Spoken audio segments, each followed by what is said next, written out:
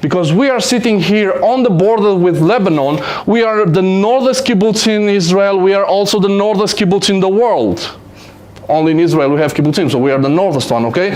So, if you are looking at the map here, okay, this is the map of the north part of Israel, and here on the top we are calling this area the finger of the Galilee.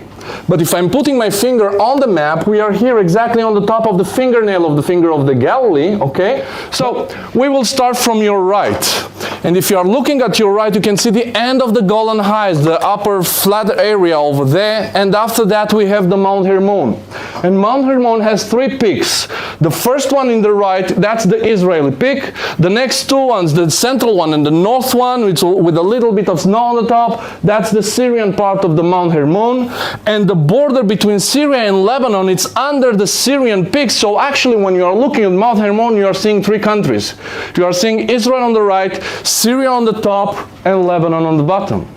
But if you are looking back at the Israeli peak, we said that it's the first one on the right, and if you are looking under, that part of the mountain, we are calling that in Hebrew Ar Dov, Mountain Dov. Dov, it's a name in Hebrew, it also means bear, okay? And why it's important to talk about that area? Because usually when our neighbors are deciding to attack us, okay, they are loving that area, then they are always choosing that area. And the question is, why? Why it's so important? Why they are loving that area? Because here, as you can see, we have fences, we have the wall down there, the big concrete thing that we have down there, okay? We have a physical border, something that can help the IDF to protect us, but over there, we have an open border. The border is marked with blue barrels by the UN, and this is how we know how the border is going, okay? But there is nothing physical that can help the IDF, the Israeli Defense Force, to protect us. It's very easy for the other side to attack us, and that's why they are loving that area. But you can ask also, why Israel, a country that knows to build everything everywhere, why we left it like an open border? And to understand that, we have to go a little bit back into the history. Before the state of Israel, we had here the British mandate. In Syria and Lebanon, they had the French mandate. The border between those two mandates was crossing somewhere over here. If you are imagining a line, okay, here, this was the border between the two mandates. But in the beginning, till 1967, the Golan Heights and part of the Mount Hermon wasn't part of the Israeli territory. Until today, there are some countries in the international community that are not recognizing that Israel. So that small village is called Rajar. And the small village of Rajar is split in half on the map. Half it's in Lebanon and half it's in Israel. The north part is in Lebanon, the south part is in Israel. But all the villagers, doesn't matter where they are living, they're Israeli citizens exactly like me. But those that are living on the north part, on the Lebanese territory, they are considered to be Israeli citizens and enemy territory. And that's why the IDF and also the police cannot act on the north part of the village, and we have few problems. The first and the biggest problem is Hezbollah. You heard about Hezbollah, yes? Yeah. So they are very well based outside the village on the north part. In 2005, they tried to kidnap people from the village. They didn't succeed, but they tried. And our next problem are the smugglers. Lebanon is a country that are not producing anything except drugs, and we are a big market, unfortunately, for their products, okay? So some of the people of the village are taking advantage of this situation. Now, we've said that the village is split in half. Half it's in Lebanon and half it's in Israel. But what do you think? If we will ask the international community, what they will say, that village is supposed to be where? Lebanon. No. But they will not say Israel. They will say Syria. Because on the old maps, the two mandates, that was part of the Syrian territory. And also the Muslims, the villagers are Muslims, but there are Alawites Muslims, exactly like the Assad family that are ruling in Syria. And Alawites Muslims we have only in Syria, a few of them in Lebanon, but most of them are in Syria. So we can see the connection between them and the Syrians. But the Syrians didn't want this small village. They wanted the Golan Heights, the Mount Hermon, because there are strategic points. The Lebanese wanted only the lands, they didn't want the people. And that's why in the early 2000s, after the IDF withdrew from the buffer zone on south part of Lebanon, the Israeli government decided to accept everyone as an Israeli citizen. And this is the story of Rajar in few sentences. But let's move a little bit more to the left, and you can see that small hill down there with the tower, red and white, exactly down there. Okay, so surrounding that hill with the tower, we have Metula, and that's the northest point in Israel. and everything else that you are seeing north from Raja over there and Metula over here, and you are looking all around us, everything that you are seeing, including the houses here in front of you, this is Lebanon. And you came from the States, and I don't know how much you know about our geography, but how can you know exactly how the border is going without knowing anything? You are looking at the lands, where you are seeing green, agriculture, everything looks nice and organized, that's Israel. Where you are seeing nothing, that's Lebanon. It's pretty simple, okay? So Hezbollah have there a deposit of rockets. So usually when they are launching rockets over this area, probably they are taking their rockets from that quarry over there. Last time when we had rockets on this kibbutz was like 1.5 years ago, okay? Behind that quarry on the top of the hill there is a long village, and that village is called El Khiam. During the period of time when the IDF was in the buffer zone, we had a very big military prison over there, and this is the only thing that we remember from that place. Today we have nothing in Lebanon. So let's look from Metula to the north, and you can see there is a valley, and that valley is called Ayun Valley. And in the end of the valley, you can see there is another chain of mountains. And those mountains are called Shuf Mountains, but halfway up, in the end of the valley, as you are going up on the mountain, you can see there is a village over there, the last one in the end. And that village is called Marjayun. And the next one that it's coming down, it's called Klea. So we have Marjayun like this, Klea like this, okay? And those two villages were Christians' villages. Most of the people that were living in Marjayun and Klea were also part from what was called the South Lebanese Army. You heard about the South Lebanese Army? Okay, so most of their soldiers were from that area. As I've told you, most of them are also Christians. So they were our friends. They were fighting with the IDF against the Palestinian terrorist organization. But after 2000, after the IDF withdrew from the buffer zone, those people remained alone, and they were considered to be traitors. So they had to leave their country, also them, their friends, their family, everyone. So if we were speaking about around 50% Christian population in Lebanon until the year 2000, today they are like 20–25%. Now, do you know how many civilians are living in Lebanon, like citizens? Around 6 million. Do you know how many Lebanese are living only in Brazil? Around 12 million. That's why it doesn't matter where you will go. All over the world you will find a very good Lebanese restaurant because their food is very tasty. But their story inside their own country, it's a total tragedy. Now, this thing with the Christians creates a big problem also in their politics, because in Lebanon, the president has to be Christian. The prime minister has to be Sunnite Muslim. The head of the parliament has to be Shiite Muslim. The Druze have something like Ministry of Defense. Now, they are hating one another. They cannot create a government. And even if this government is created, they cannot work together. And that's why Hezbollah are so strong. They are taking advantage of this political situation, and they are growing stronger and stronger and stronger. Beautiful picture that I love it. And if you are looking at this picture, we can say, okay, there are a bunch of guys that are having a cup of coffee somewhere. But actually, this is the moment when they signed the agreement to buy our lands here. And why I'm loving this picture? Because you can see the people from the village here, and you can see the people of the kibbutz with the short pants and the hat, and people from the Jewish agency with their suits, but all of them are sitting outside, not in a fancy office, not in a fancy way, and they are deciding the future of this place. So in the beginning it was nothing here, everything was only rocks, and we didn't have water, so the people of the kibbutz were bringing water from the village. And even in the 80s, beginning of the 90s, after the big terrorist attack that was here in Misgavam on the children's house, in 1980, 5 Palestinian terrorists entered the kibbutz from here, and their purpose was to take hostages from the kibbutz, but they forgot that it was a holiday, so most of the people of the kibbutz weren't at home, and they searched in the houses that are here behind us, but they didn't find no one, so they thought that, okay, let's go further inside the kibbutz, and they felt on what was called the children's house. During that period of time, the children of the kibbutz were growing together like brothers and sisters in this kind of kindergarten with the night shift, and every night someone else from the kibbutz was taking care of their children, of the children. So they entered in the children's house, they took the children hostages, they killed one of the 3 years old that was making a lot of noise and he was bothering them. The people of the kibbutz, they heard that something is wrong, they tried to enter inside inside the children's house, but they didn't succeed. One of the members was killed. Even immediately after, when one of our best units came here, it is called Sayeret Golani. They came, they also tried to enter as quickly as possible, but they didn't succeed. One of the soldiers was dead, and another one was badly injured. So only in the next morning, with the help of the canine unit and the special commando unit, they succeed to enter inside the children's house and to release the children. So even after this big and tragic event, still in the 80s, beginning of the kibbutz were still playing inside that village, and the villagers were working here in agriculture, construction, and everything. So it was like a pretty quiet and nice neighborhood. But this love story ended in the year 2000. After the IDF withdrew from the buffer zone on south part of Lebanon, all this area was conquered by Hezbollah.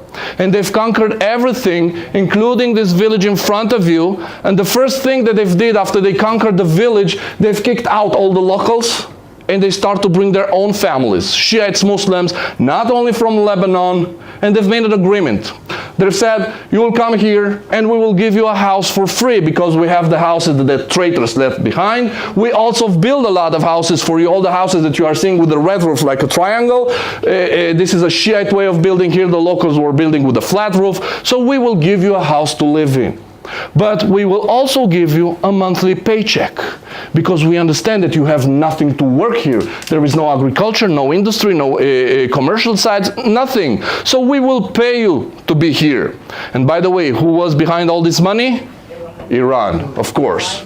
So the people came because it was a good agreement, and they received their house, but they received only the top floor of the house. What it's under belongs to Hezbollah. Rocket launchers, bunkers, snipers, whatever cross your mind, it's in the beautiful houses here in front of you.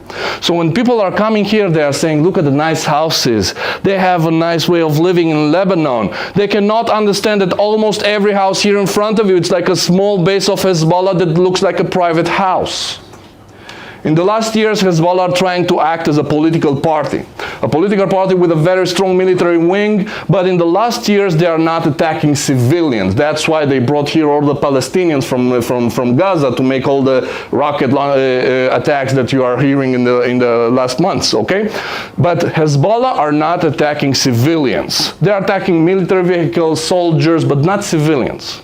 But we have soldiers here. They are protecting us. Those are the dormitories down there, okay? So let's have this small scenario. Let's say that I'm wearing an IDF uniform right now. A sniper from the other side, I don't know what happened. He had a fight with his wife during the night, and he's saying, how can I improve my day? Oh, look, there is an Israeli soldier over there. He will shoot me, I will be dead, and he will be happy. But the IDF will have to respond, and they will have to shoot back. What you will see on all the televisions all over the world, that Israel is doing what? Attacking a civilian village. Let's talk a little bit about the wall that we have down there. And the wall that we have down there, it's something new. Like 6 years ago, the Israeli government decided to build a wall here to protect us against Hezbollah, and they decided to close all the border between us and Lebanon, starting from here, from Rosh Hanikra, going to the east, climbing to the north. And what you are seeing in the end over there, it's actually the end of the wall here on the map. So they start to build the wall, and they've built it till they arrived here next to the kibbutz. And when they arrived here, they stopped everything for like 8 months. And in the beginning, we, with our big ego as kibbutznikim, we said that that's because of us. Because we didn't want the wall here. The Ministry of Defense wanted to put the wall instead of our fence here, and no one will come here to see a wall, okay? But as I've told you, everything here, it's politics. And when I'm saying a tunnel, you have to imagine something like this high, this wide, an ATV or a motorcycle can cross. They had electricity, ventilation, everything inside a tunnel. So when they've built the wall, they said the wall will protect us against the tunnels. But what they forgot to tell us, how deep the tunnels are. Because the tunnels here in the north can reach 250 feet deep. We cannot build a wall that is going 250 feet deep, okay, all over this border. It's impossible. But we have the feeling that we are protected, okay? Now, what they were trying to do with that wall, with that tunnel, sorry. They thought that they will send a commando unit, because I've told you that one of their best units is in that village over there, and they thought that they will send that unit inside Israel, and their mission was to reach as quickly as possible Route 19 down there, to block the road, and after that they were able to conquer Metula, because I've told you that Metula is surrounded by Lebanon. And I can agree with you that the Israeli Defense Force is a strong army, brave soldiers, good technology and everything. But can you imagine the impact on the Israelis to see Hezbollah flags on the roofs of the houses of Metula even for 2 hours? The same thing that happened to you guys on 9/11, that was happening here with the Israelis. And this is what they try to achieve. Now, what we are doing with those tunnels today, after they pour a lot of concrete inside the tunnel and they block the Lebanese side, we are using those tunnels in tourism, but more important, we are using those tunnels in diplomacy. They are bringing a lot of diplomats from all over the world. They are taking them down to visit the tunnels, and when they are seeing the tunnels, smelling the tunnels, they can understand our situation better. So we can see the Iranian influence not only in Lebanon, also in the Gaza Strip, also in all the Libya, all those countries, because the Iranians are trying to take over of the Arab countries, even those they are not Arabs. So we can see only from these small things, you know, like the convoys they are sending with rockets, the fuel that are sending all the time in Lebanon. Not only the money. The money, it's a little bit difficult to see. A little bit difficult, but like Venezuela, for example, or nations that have more ties to Iran, is that becoming that's a potential problem, though, right? Yes. And is the United States doing enough right now under this administration? Because I already know. Okay. I already have an idea where the answer. Okay, I will explain it in another way. If you will go outside, you will hear a lot of tractors and a lot of working and a lot of construction they are doing in Lebanon. What I can tell you, that during the Trump administration, everything was quiet. Okay? Now we are hearing those things again. More than that, I can tell you that, you know, you didn't ask me about the tunnels, how they build the tunnels, okay? And they put a lot of money, a lot of effort to build those tunnels, okay? But they use what is called like a pipe, okay? And they drill inside the mountain, okay? And they use a very small drill, and they've made like a hole after another, a very difficult way of building those tunnels, so it was very quiet. But the thing that was like unusual is that in that village over there that you are seeing down there, like for a long period of time, during the day, like at noon, there were fireworks all day long, every day. And excuse my language, but I was like, who's the stupid guy that is making fireworks like during the day? You are losing all the effect. Right. Okay, but probably they use those things to cover other noises. Now, this was like, again, during the Trump administration, we didn't have any fireworks. On the last weeks, we'd start to have them again. So, you know, for us as normal people that we are living here on the border with Lebanon, we don't have access of all the information and all the documents and everything, but we can see with our own eyes what is happening here. And I can tell you another small story. You know, like 2 years ago, 5 Hezbollah people came next to the kibbutz here, and they put the Hezbollah flags next to our kibbutz. And they put the flag and they left. Took the IDF like a week to take that flag down, because we are working with the UN and everything has to be organized. But the IDF said, okay, we will build a small fence, you know, to keep them a little bit away from the kibbutz. And they brought this truck with all the equipment, but that truck had a technical problem. I don't know what happened exactly, but that truck went down to the village. And you had to see that village, that it's no one in that village in minutes was full with snipers on the roofs, people inside the houses taking like, you know, places. Everything was like, you know, when you are spraying against bugs and everyone is, all the bugs are coming out. Yeah. This is what happened here in minutes. And the most strangest thing was that I didn't saw no one coming. They were all right. Okay? So I don't have all the information about the document, the money, the transactions, okay? But I can tell you what I'm seeing here with my eyes. But I can tell you that Lebanon, it's a mafia country. Okay? And everyone is speaking about the electrical problem they have in Lebanon. There are people, you know, and everyone is speaking about the food. They don't have food, but no one is speaking about the water. There are some areas in Lebanon where people are receiving only 2 glasses of water per day. Okay? They have, like, how it's called, cholera in English? Cholera, okay? Something that was like, for 100 years we didn't heard about this disease, and suddenly they have it again in Lebanon. Also in Syria, but also in Lebanon. I think that is more important than the cartels. And everyone is speaking about the electricity problem in Lebanon, and everyone is trying to help Lebanon to solve that problem. But no one is speaking about the, you know, every house in Lebanon, in every city, they are connected to the national power line, but the national power line is working like 2 hours per day, okay? But they create those companies, private companies, and they brought those big generators and they create a secondary power line, private line, and that line is working like 24/7, but the price is like 4 or 5 times more than the national power line.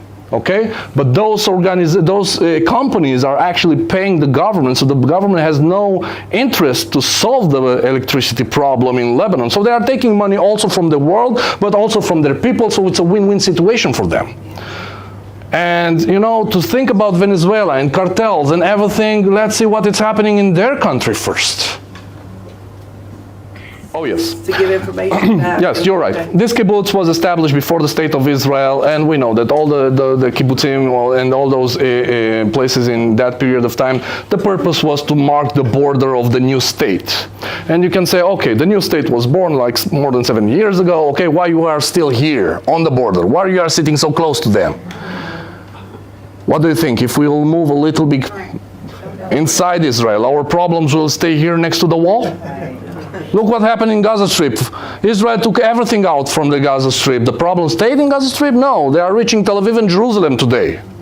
And you know, 1 year ago, a little bit more, when the war started in Ukraine, I was in Ukraine with a humanitarian organization to help the refugees and to see what's happening there. And I saw all the tragedy and the mother with children that they didn't have any place to go and everything. Big tragedy.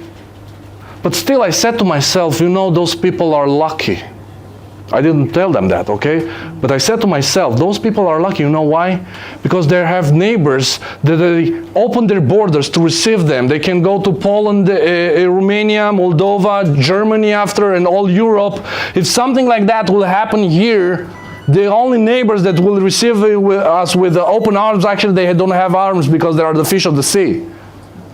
That's why we have to be strong here. We have to remain here because we don't have another place to go.